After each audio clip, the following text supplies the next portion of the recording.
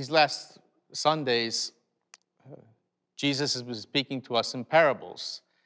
And today we have the parable of a man who finds a treasure in a field. And with his heart full of joy, he buries back the treasure in the field, buys the whole land.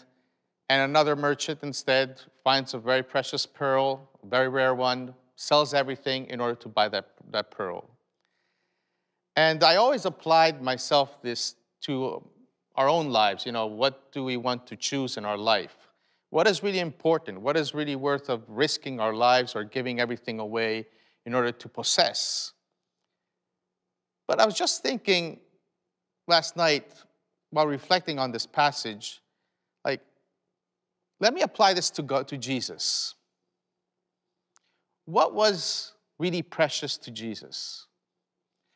Paul Apostle says that he did not regard his equality with God as something to be grasped, but he gave away everything, becoming man, becoming flesh, becoming our servant, and dying for us.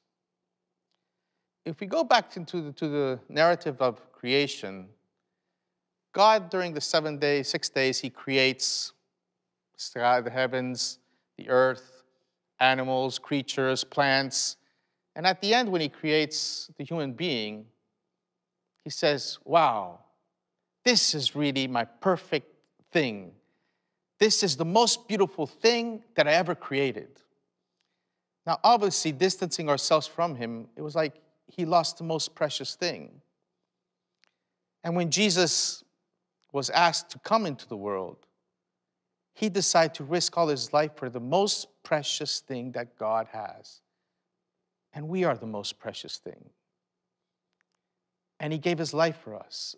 So before thinking that we have to give up always something for God or what we have to give away in order to follow him, probably should focus more on what God does for us and how precious we are in his eyes. We are really the true treasure. We are really the rare pearl. And for these things, he gave his only son, and his son gave his life for us.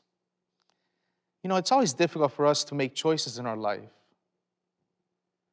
But isn't it worthy to give your life for someone who gave his own life for you, even if you didn't care at all, even if you betrayed him? Isn't it worth to give your life for a God like that?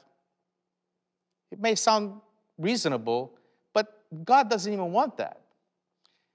Because actually, Jesus in the Last Supper, he says, you know, if you really love me, he doesn't say love me back as I loved you.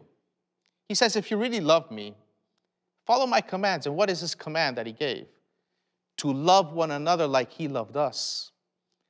And so the treasure for us continues to be every human being, every person, no matter the color, no matter the race, no matter the gender, no matter where they are and who they are, no matter their nationality, because each person is so precious to God that he gave his own life.